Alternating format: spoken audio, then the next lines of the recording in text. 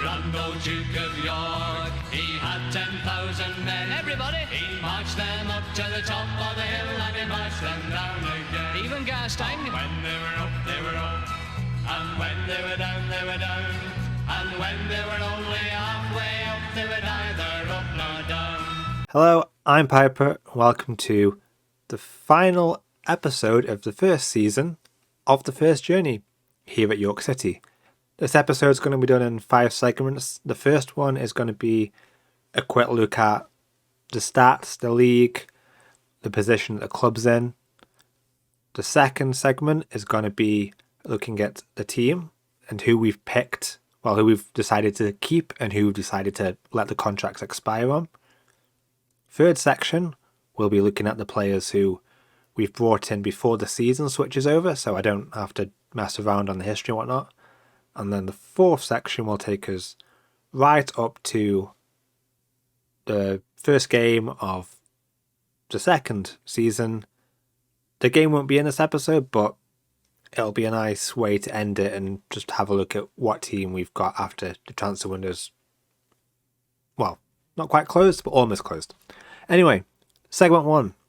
So looking at the player stats for us, Jack Redshaw's our top goal scorer, Matty Brown was our highest average player, Duckworth with the most assists, 13. These aren't as important. I will say I'm quite impressed with Callum Jones actually. In a strange stat in terms of yellow cards, he picked up 5 yellow cards in 5 games. So he got suspended 5 games into the season because he maxed out his yellow cards. And then over the next, so he missed game 6, and then over the next 4 or 5 games, he picked up 4 more yellow cards. So at maybe about 12 games into the season, he had 9 yellow cards, 1 game away from another suspension. And then, if you look down here, he didn't pick up another yellow card in the league all season. So, very aggressive start, but he got himself under control quite early on. That seems to be a theme in the entire league, and the team to be fair.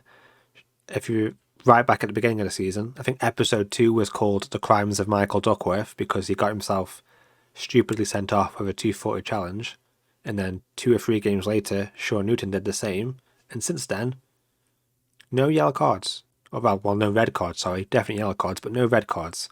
I have actually ironically just had a media thing about how we are a very aggressive team and how people are not happy with that. But anyway, so that's the basic stats of the overall team. Finance-wise, I want to look at, because clearly we have some stonks right here. Someone's bought our GameStop stock, clearly. Overall balance of 1.6 million, which is ridiculous. At National League North level, that's a hell of a lot of money.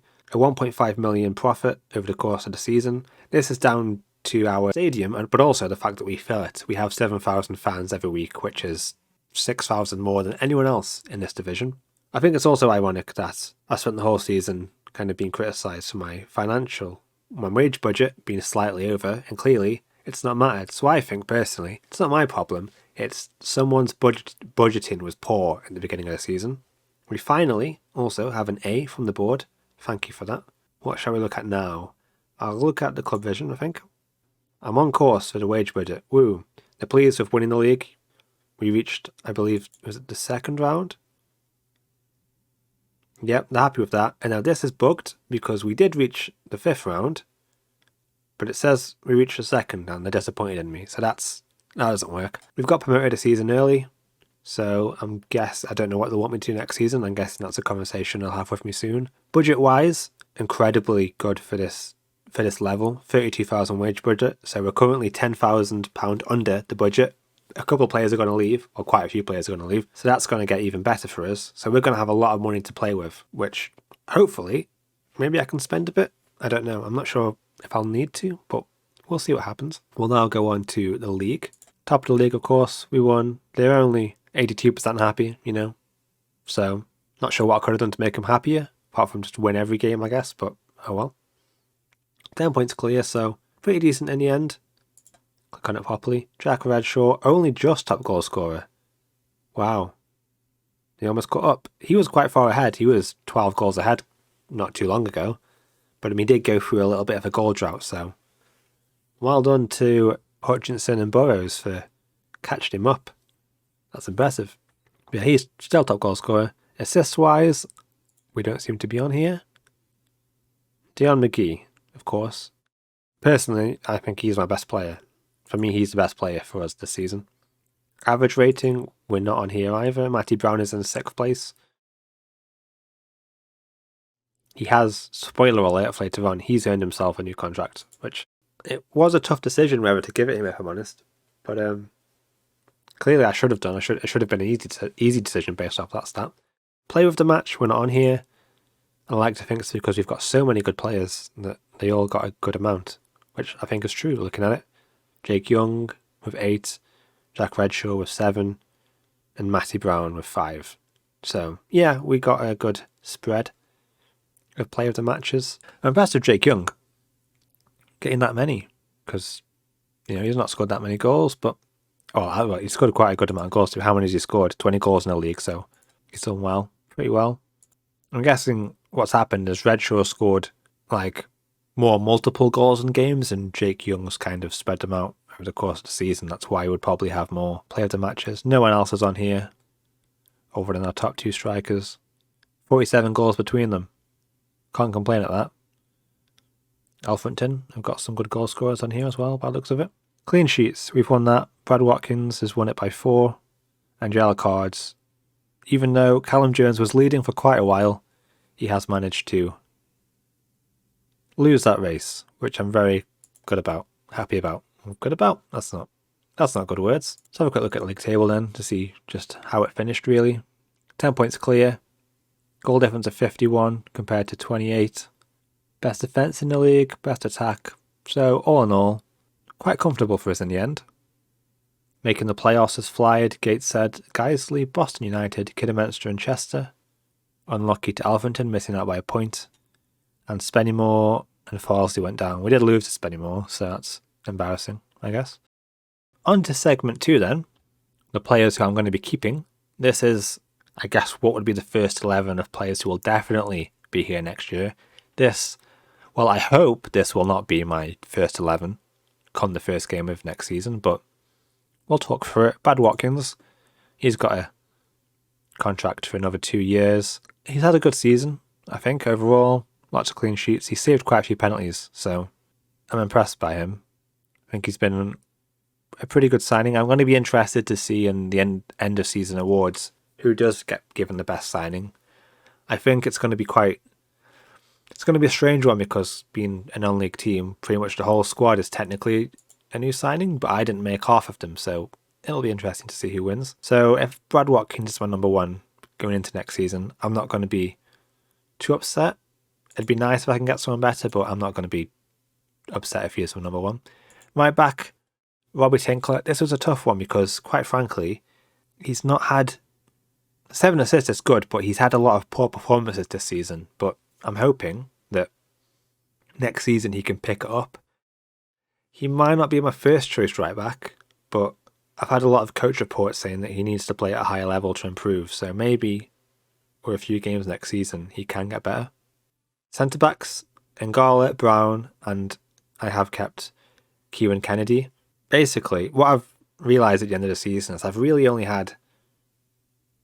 also kept Josh King, forgot about him. But I've only really had 3 centre backs. Like Josh King, I could have played him, but as you can see, he's a youth player. He's someone for the future. I mean, he's 20 years old actually, but he's someone who could be good in the future. That's why I've kept him. I'll probably try and send him on loan next season, but when I've given him a chance in the 2 times, I've given him a chance, he's sort of played averagely. He's made quite a few mistakes when I played him, to be fair, which is the problem that I have. Is I want to give him more chances, but when I do, I notice a glaring mistake he does that leads to a goal. But yeah, what I was saying is, my concern is, my luck has been, I've not had a problem with injuries at centre-back, because I would have been in a lot of trouble. Because I'd only really had Kennedy to come on, and then I would have had no real backup. I've kept Ngala. I've kept apparently our best player performance-wise, and Matthew Brown. They've done a good job of defending. I've been disappointed in the goals. I believe in my first episode I said I thought they would get a dozen goals between them, and well, N'Gala got 1 and Brown got 1. So I was quite far out on that prediction. I did not score as many corners as I would have expected to. But defensive-wise, they've both been good. Very good performances all season. Consistent players. So I'm happy with them. Left back, I have kept Scott Barrow. Even though he's, scouting-wise at least, he's not great. But he's performed well. He's done well when I've brought him in. 5 assists and 14 starts. That's really good. And that's what he brings to the team. He does have a little bit of creativity on the left. He has, however, 42. But I've decided to reward him for the good performances he's put in. He's definitely not going to be my starting left back. There are some signings that I've made that I'll show you soon who will be ahead of him. But I think if I need someone off the bench or I need an attacking threat on the left side, he can do that job. Michael Duckworth. A good season for him. He's had some moments where he's kind of fallen out of form and I've been torn about whether to play him sometimes, but overall he's done quite well. 8 goals, 6 assists, 7.01 rating, average. Not a bad player. I'm not sure he might be my first choice right mid, or right back. He can play right back. So yeah, there is a good chance, depending on who I sign, he might go back to being a right back and someone else will be there, but I'm expecting him to get a lot of starts next season. Going into centre midfield, Adebayi, I've signed him because he's not played particularly amazingly, but stats-wise, he should be better. He should be good. He has good stats for deep line playmaker at this level, and he's only 20, so I think he can improve a lot. So hopefully next season he can pick up and he can finally nail down that spot because he deserves it rather than he's just the best of the rest. McGee is in centre midfield here, but I don't think he'll play there next season. He can play anyway. He's such a good player. He's my favourite player, quite frankly, of my team. I think he's the best signing that I've made. I think he was worth the extra £600 on the wage budget. What I love about him as well is he hasn't asked for a big contract for next season. Like some players want like £1,000, which is a lot at this level. He just wants an extra £200. He's not like, double my wage. Even though he's the best player in the team, and quite frankly, if he did want double his wage, I'd probably give it him. He's just such a good player. And again, corners and free kicks, that's what he brings to the team. He has unlike Shaw Newton, he has the quality behind the utility. On the left is probably, rating-wise, ability-wise, technically, probably has been at times my second best player, even though he doesn't look particularly impressive currently on here. Harry Bunn, he's had his moments where he's been brilliant. He's had moments where he's been injured for a lot of the time. I did think I gave him a contract. I haven't. I have. I'm confused. Bunn, you're confusing me. Wants to commit his future to the club. You have. I'm so confused. Anyway, so he is staying. He does have a contract for next season. That was confusing. But yeah, if he is my starting left mid for next season, I'm fine with that. I think he'll do a good job in the National League. Up front, Redshaw. He's going to be on quite a high wage for this level, but he has signed again. I think he wants 1.2k for next season. I've given it him. Top goal scorer, brilliant penalty taker. 27 goals, 35 starts, really good rating. I think he can do it at National League level. I don't think he could do it if we got to League 2, but I think for next year, I imagine he's going to be a starting striker. And if he can get me 20 goals again next year, I'll be delighted. And the other upfront striker, Rian Potts, he didn't get a chance in the league, but he has played really well for the under-18s. 14 goals, 6 assists in 15 starts and 7 sub-appearances. Stats-wise, he doesn't look anything particularly fantastic. He has diminished a bit recently, but he has just come back from an injury. But I think he's potentially potentially good for the future. He's had good form this season, so if I can get him a loan move next year, maybe can even make the club a little bit of money, that'd be nice. He definitely won't be my starting striker unless things go really bad, which I'd hope not. Moving on to the bench then. Harry Flatters, a young goalkeeper who has some good stats, good reflexes. One-on-ones need a lot of work, quite frankly, but I think maybe he can be someone who the club maybe sells for a little bit or loans out and makes some money off that. He's not going to be my starting goalkeeper or my reserve goalkeeper. I do have another goalkeeper coming in who's going to compete with Watkins. Kieran Kennedy, who I've mentioned, and Josh King. I've decided to keep him because he has some good stats and he is potentially he should be one day better than Matty Brown. He's done okay when I brought him in. His last few games he's not done fantastic, but I'm going to keep him just in case any bad injuries next season. I don't know if I'm going to start him or Brown, or I guess it's going to come down to what signings I make. Josh King, I wasn't sure about him for quite a while, but in the end I thought 20 years old, marking and tackling being at 11, some other nice stats. I've decided to keep him and see if he can improve. He probably won't get much game time. I'm really hoping someone will loan him next year. Casper, my young son, he's got another few years in his contract. I'm hoping he can reach his potential, and hopefully. He didn't get as many games as I'd like this year, but he didn't really perform at the level I wanted him to. Some important goals though, from what I remember, so hopefully next year is a good year for him.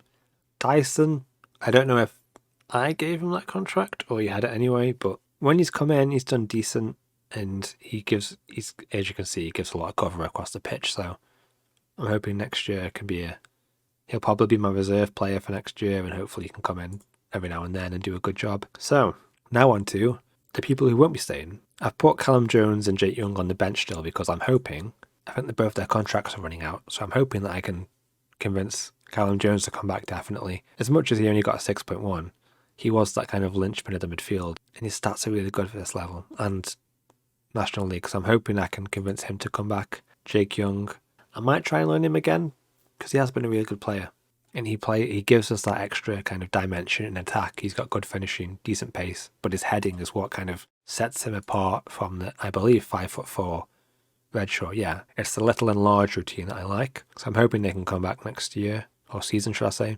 Leaving the club though, Jameson, I'm getting in another goalkeeper, and even though he does have some nice stats, quite a lot of yellow, he's not worth the wage to keep him on at the club to not play a game. Maybe I've been a bit harsh on him, 2 appearances, 1 clean sheet, but he did compete with Watkins for a little bit, so, but he's not worth the money. Whitley as well, he was on loan all season, he came back, he refused to go back out on loan, and he's not going to start for us, so he's leaving. Splat was a tough one because, as you can see, he does have some nice stats, but he's not going to play left back, he's not going to play centre back, he's just going to be a drain on the wage, so I'm going to let him leave. Sean Newton, what happened, Sean? I loved him at the beginning of the season. What I loved about him was he didn't really care that he was leader of the team, and I thought that was funny. I loved that. I loved that the captain of the team was just like, yeah, whatever, don't care. He apparently really likes me. I don't like you, Sean. I hate you. He's been bad, if I'm honest.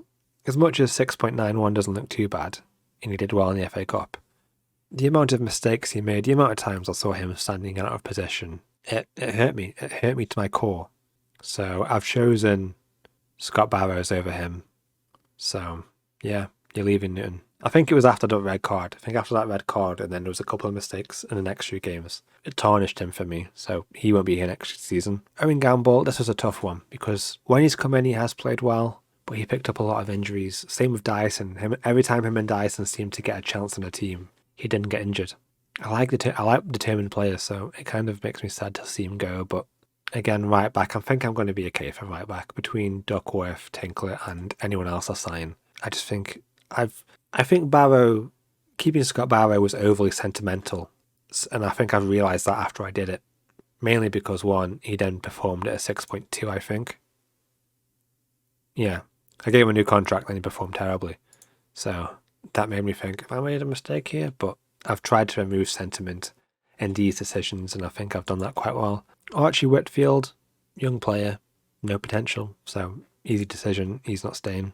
Akil Wright, another player that I feel sorry for, in the sense of he got injured quite early on in the season, and by the time he came back, he never really got a chance to play properly. So, kind of feel sorry for him, but I don't want to give him a new contract to have him potentially just sit on the bench for a year. It's been a tough one between him and Michael Woods. I kind of feel like I should sign one, but and I might still do if I'm honest. I've not fully committed to definitely letting one of them go. Because I think because it's Michael Wood scored that really good goal. And I think after that I was like, ooh, maybe there is a future here, but then he played quite poorly. So, but currently they're in the leaving pile. Paddy McLaughlin, he's moving. He agreed to join a club who are technically not in the league in the game, so fair dues. Matthew O'Neill's just on trial. I don't think I'm going to sign him. Probably not. Alex Wallerton. This was tough because he does have a bit of potential, but I gave him a few games. He never really wowed me. He was really impressive for the under-18s. Similar to Rion Potts, the few times I've given him a chance in the league, they've not taken it. So he's also on the out list. Kind of feel bad for him, 21, but he's got decent ability, so he'll find a club. He'll be fine. And finally, Jake Cassidy. Again, someone I feel really sorry for, if I'm honest. But he's kicked up a fuss in the last few weeks and he wants to leave, so...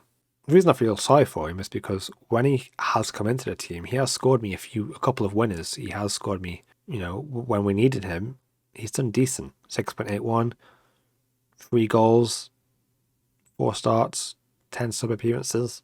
So he's done his, impact substitution role decently, but what unfortunately happened was I was going to give him a chance in the final few games of the season, and then he got injured.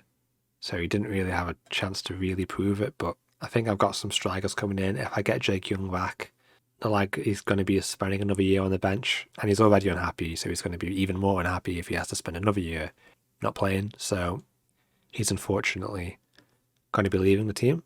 So going over who I've signed before the season ends and the pre-contracts, there's quite a few. I think for every player who's leaving, there's probably one coming in. Start off then with Hubert Krychak. There's been quite a few good goalkeepers who've been released from Premier League academies, and he's one of them. Quite a lot of yellow. We'd love to see it. Good one-on-ones. Kicking not that great. Could do with that being a little bit better, but he's young, only 18. Looking at his scout report, consistent. We like that. Second nationality of English. That's going to be useful. He's someone who I think can provide competition for Watkins. Will probably play cup games, and hopefully in the future will perhaps replace him as number 1. Then, is this Aston Hughes or Leiston Hughes? I think it's Aston. Either way, good young player here. Right back, so he'll be competing with Tinkler. By the looks of going off the stars, he's better than him, but he does have a few issues. Fairly susceptible to injuries. We don't like to see it, but hopefully that won't be an issue. Crossing isn't great, but if we play how we do now with our defenders on defence, that shouldn't be an issue. Pace is decent though. Decent tackling, decent passing, so maybe we can start to play out from the back a little bit with him there. Jarrell Quincer. Did Jack sign him? Work with space. I can't remember. I think he might have done. The name's familiar. Very good player though, lots of yellows.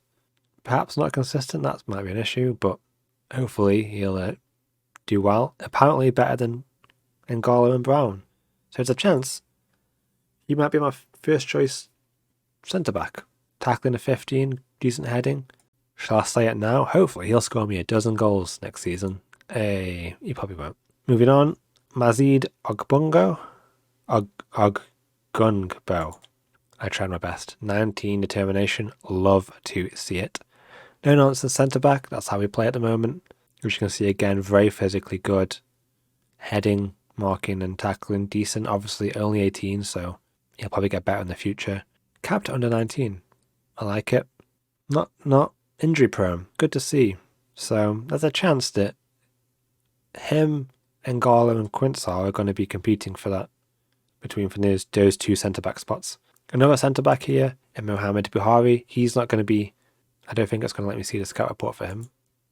Oh, it will. Nice. He's not going to be competing for first choice. He's a future player. I think he's maybe someone who we can maybe train up for a couple of years and then just see if he's good enough. Sean Hoa? Perhaps looking at him now, he's someone I don't particularly need, but he was just a really good player and I thought, I'll give him a go. Should the young players perhaps not catch on the way I like, he's going to be a good backup. He doesn't want to play for Dundalk, which is strange, but whatever. Kieran Call, left back, coming in to probably remove Barrows or Dion McGee, because I could play Dion McGee at left back. But that's a decision for next season. Again, lots of nice yellows here. Good work rate, teamwork, determination, all things I love to see. Heading's decent, passing wise, and decent crossing. So we could have a more attacking fullback next season. A nice mix between Barrows and Newton, but hopefully not as annoying as Newton. So hopefully he can command that left back spot. Paddy McLaughlin is leaving. Zidane Iqbal, quite excited by this one. Some good stats. Seems like quite a creative player, advanced playmaker. Obviously, tackling wise, terrible. So if I can get Callum Jones back, I'm thinking Callum Jones being, the guy that does all the work, and then Zidane is kind of like Pirlo, give the ball to him and hopefully he can ping it upfield. He's going to be competing for that Adebayo role. I might even have to play 3 centre mids if he's going to be so defensively poor. That's going to be something I'm going to have to think of next season. Star-wise, these aren't as important, but you kind of got to ignore these, especially at low level, I think. But he does have good potential, apparently. But he's someone who is going to be competing for that centre midfield spot. Next up, Odal Ofaya. Look at these. Beautiful. Beautiful stats. 15 marking, 13 tackling at 18 years old. Captive Nigeria, which I think is the same as Adebayo, so maybe they'll get along quite well. Really good pace as well. He's a tough one, isn't he? He's got quite a few stats in different areas that could make you think, he could play somewhere else. That pace is pretty good. Would be pretty good in midfield maybe if he can get around the pitch quite a lot. He's naturally a midfielder, but I'm not sure where I'm going to play him. Because he does have, these are nice stats for a centre-back. So it's a good chance he's going to be competing for that centre-back spot. But, the fact that he can play midfield is going to be useful. But quite a few people competing for that centre-back spot, isn't there? Callum Casey, again, another player. Like a lot of young players, he's natural in one position. But his stats suggest maybe he should play somewhere else. He actually asked in his contract if I'd play him as, it might have been a Carrillo, which I might do. I'm not sure yet. But I think his physicals are really good. Decent work rate. Determination I'd like it to be a bit higher, but I think he's someone who could come in, maybe a bit more defensive of a midfielder. If we get Callum Jones back, he's going to be one for the future rather than one for right now, I think. If we look at his scout report, he's comparing him with my right backs. Can we compare him with, I don't think that is his recommended role, but either way, consistent, I like that, good pace. Maybe with pace, he would be a good right back, but he can't cross, so he's not going to play right back. But anyway, that's Callum Cisse, and up front, Will Ross. I'm excited by this guy. Pace, acceleration, pace is decent. Finishing is going to need some working on, but I'm thinking if he can learn from Redshaw, I think he can be a decent player. So if I can't get Jake Young back, I'm going to be interested to see if Will Ross can improve enough to make up for obviously a lack of Jake Young. Injuries, might have problems with injuries. That could be an issue, but hopefully not. We can only wait and see. So just looking at what I've got here, I've not really had a chance to really look at the free agent market. I've added a lot of people to my shortlist, so this is what I'm going to be going through for today, maybe tomorrow, and just going through which ones of these players I'm interested in signing and which ones are just completely a bit out of date. But yeah, a lot of work to do. So on to the final section of the video then. Pre-season is now over. It's been a lot more stressful than I would have liked, if I'm honest. I naively trusted the promise system in the game. So the players that I signed on a pre-contract, I gave them typically promises to play them in their preferred position and all that jazz. So they joined at the beginning of June and were immediately unhappy with me for failing my promises, which obviously I couldn't possibly play them in their position before they joined the club. That was an issue. Fortunately, I was able to get Matty Brown to talk to each of the players, probably explain to them how time works, and they all got over it, so I'm grateful of that. I'm going to go over the signings that I've made since the last part of the video. In right midfield, Adrian Galliani. I think I said that right, may have not done. He was also a bit of a stressful signing because originally it told me he would have failed his work permit, but it said if I appealed, I would win as long as his contract was over £600 per week, which it is, but it wouldn't let me appeal. So I was confused, but I thought, I'm going to sign him anyway and hope that I can figure something out. And fortunately, when he actually joined, because he came from Nottingham Forest, he has a work permit set until 2024. So that was stressful. Don't know why the game bothered telling me he couldn't get a work permit. It was just annoying. But anyway, good player. At the moment, few nice stats, possibly good for the future. He's done okay in preseason, so I'm excited about him. Jamie Insole, I've signed him because, well, I've signed a few players who I probably overall don't need, but I feel like it's useful just in case I get a few injuries. The problem is, I'm kind of relying on Dion McGee to kind of, even though he's my best player, in my opinion, to kind of fill in all the holes in a team when I need him to. So I want to kind of be able to play McGee in a position and have other players come in and fill the holes in. So that's why I've signed him. He is going to be my backup player on the right wing. Lewis Kinsella, because Scott Barrow is probably not quite good enough, I decided to get in another left back ultimately he's probably going to be my first choice left back so I don't have to rely on Scott Barrow if any other left back gets injured. I've got this guy who should hopefully hold the position down and I won't have to rely upon Scott Barrow, who's getting older now as well, so that's an issue. My one weakness in Football Manager, I can't resist a slightly better goalkeeper. Even though I probably didn't need him, I've signed Marcin Brzezowski. I'm going to call you Bro. I've signed Bro. There's something about seeing lots of yellow numbers that I love at this level. But yeah, he's slightly better than Watkins. I'm probably going to start with Watkins for the first few games. Maybe, I'm not entirely sure yet, but I'm probably going to start with Watkins. But I think this guy is the future at this club. He'll be overtaking Watkins soon, no doubt. I have tried to get a loan deal for Gorowski. I can't remember the names. This is the one problem with suddenly signing loads of players without English names. Graziek. I'm trying to get a loan deal for him, but he doesn't want to leave. So he's just accepting a season on the bench, I guess. But yeah, so I'm excited about Bro. He's going to be great. And then what I realised throughout pre-season was I seem to have a lack of centre midfield options. This was partly down to I got an unfortunate amount of injuries around pre-season at the beginning of it. So I've decided to sign in Teddy Davey in case the injury problems persist. He's going to be a good player again for the future. Some really nice stats for now. I feel like he's a younger version of Callum Jones, who I should mention, Callum Jones and Jake Young are back. I've extended Callum Jones's loan for a year, but this time I'm paying his full wages, a massive £400. And I've signed Jake Young, as you can see, 80 grand there for Jake Young, which I think is worth it. He's also the favourite to be top goal scorer. And I've also signed Jeff King, mainly because Harry Bunn got injured twice in pre-season, and he got injured a few times last year. And I'm concerned about if Bunn and McGee get injured, I've only got Casper on the left.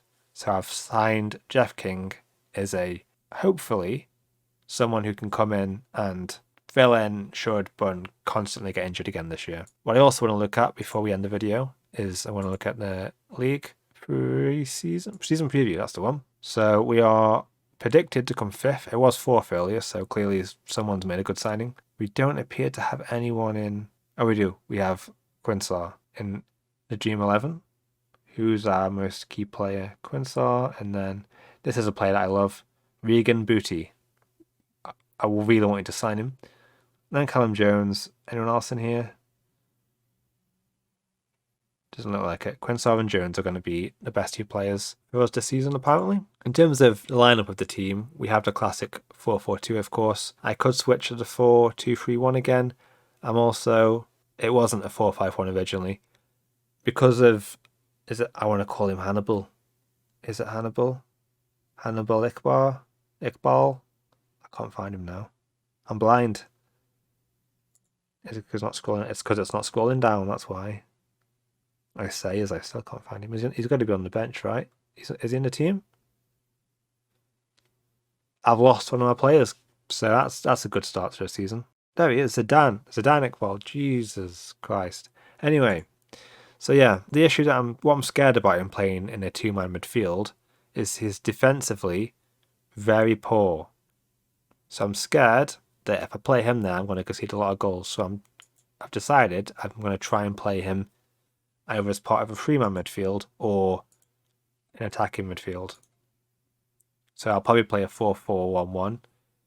Another player that I'm very excited about, that I want to talk about, Will Ross in pre-season, has been insane. I'm very excited about him. He seems to just, if he gets in the box and he gets the ball, he scores. He doesn't seem to miss one-on-ones. He's a fantastic player. So my fear of him, I'm kind of scared that he's quite injury prone from what I believe. I swear it said he was injury prone. Maybe he's not. Maybe my scouts are just trying to scare me. But I'm hoping that he can score a few goals. Redshaw was injured a little bit in pre-season and he seems to be declining as a footballer, which is disappointing. I'm hoping that's mainly down to I couldn't play him as much as I like in pre-season. So he still did well though. Again, 4 goals, I'm expected of 1. I'm confident. I'm excited for this season. My only fear is, if I'm honest, I've probably got too many players. The wage bill is, it's me. Only £960. So that's not too bad. I don't think they're going to be mad about that. No, they're fine with that. That's fine. So yeah, that's the squad report. The next video will be the first game of the season against Leyton Orient. Thank you for watching this video, and I hope you have a wonderful day. Oh, the grand old Duke of York, he had 10,000 men. Everybody! He marched them up to the top of the hill and he marched them down again. Even Gastein. When they were up, they were up. And when they were down, they were down. And when they were only halfway up, they would either